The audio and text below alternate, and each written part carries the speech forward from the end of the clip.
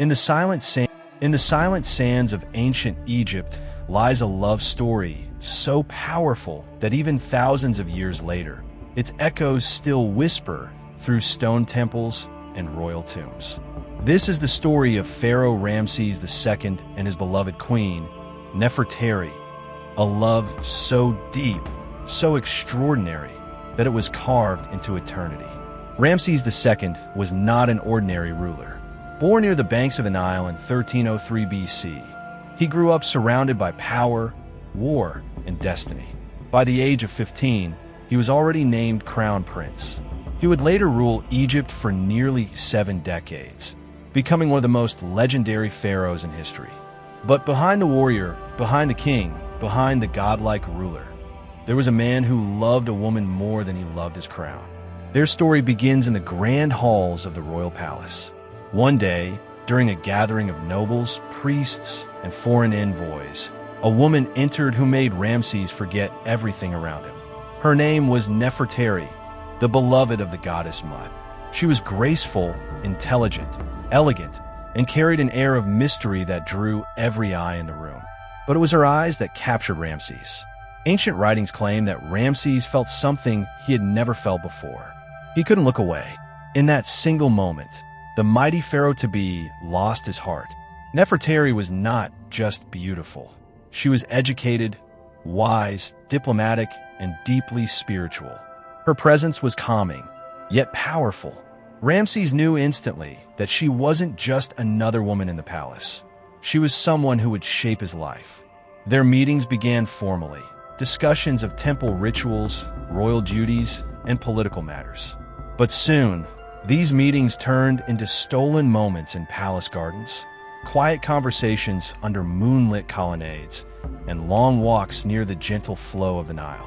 It wasn't long before Ramses started writing messages for her. Small carvings, delicate notes, romantic lines. In one poetic inscription, he wrote, "My beloved queen, your smile has more power than the waters of the Nile. Without you, even my throne feels empty." Nefertari felt the same. She saw in Ramses not just a future king, but a man of emotion and passion, a man capable of great love. When Ramses became pharaoh, he made Nefertari his great royal wife, the highest title a queen could ever receive. She wasn't just a consort, she was his partner in every sense. He wore his crown, but she wore his heart. But the palace was not without jealousy. Ramses had other wives, many of whom were from powerful families. They expected influence, status, and attention. But with Nefertari, all rules changed. She stood beside Ramses in ceremonies. She rode with him in royal chariots. Her opinions shaped political decisions. Her intelligence earned the respect of priests and foreign diplomats.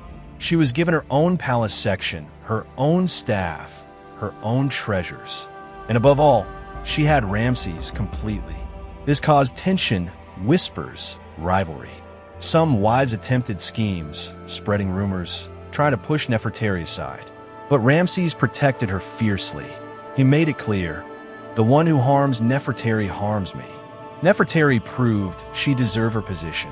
In a time when queenly power was limited, she broke boundaries. She wrote diplomatic letters to foreign queens, negotiating peace between Egypt and its enemies. One of her letters to a Hittite princess survives to this day. Beautifully written, elegant, persuasive. She wasn't just Ramses' love, she was Egypt's voice. But even the strongest love faces moments of fear. When Ramses marched toward the battlefield of Kadesh, the fate of Egypt hung in the balance. Nefertari spent many sleepless nights praying in temples, offering flowers and incense to the gods. Some legends say she wrote a message on the walls of a temple during his absence. "If harm comes to my king, my life shall end with his." When Ramses returned, alive and victorious, the first person he embraced was Nefertari. He whispered, "Your prayers guarded me." On the battlefield, to honor her love, Ramses decided to give Nefertari a gift unlike anything the world had ever seen. A temple carved into a mountain, the magnificent Abu Simbel. The world sees it as an architectural miracle, but Ramses saw it as a message carved in stone. Inside this grand monument, he placed statues of himself and statues of Nefertari equal in size. This was unheard of. No Egyptian queen had ever been portrayed equal to the pharaoh. But Ramses did it, because to him, she was equal. He carved an inscription that still stands today, for the queen for whom the sun rises. As if that wasn't enough, Ramses built for her one of the most breathtaking tombs in the Valley of the Queens. Nefertari's tomb glows with blues, golds, and intricate artwork. Every wall sings of her beauty and his devotion. It is still considered the most beautiful tomb ever created for a queen in ancient Egypt. But even queens are mortal. When Nefertari passed away, Ramses was devastated. For days, he locked himself away from the world. The strongest man in Egypt, the ruler of a vast empire, the warrior of countless battles, broke. He visited her tomb often, reading the carved prayers, touching the walls painted with her image. People said he was never the same again. He continued to rule. He built cities, he fought battles, but there was a quiet loneliness in him that no one could fill. Even late in life, Ramses was seen sitting alone at Abu Simbel, staring at the statues he had built for the woman he loved, as if waiting to feel her presence again.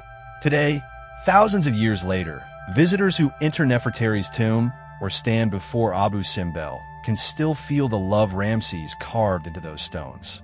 It is more than history. It is emotion frozen in time. Empires fall, statues crumble, names fade, but some love stories do not die.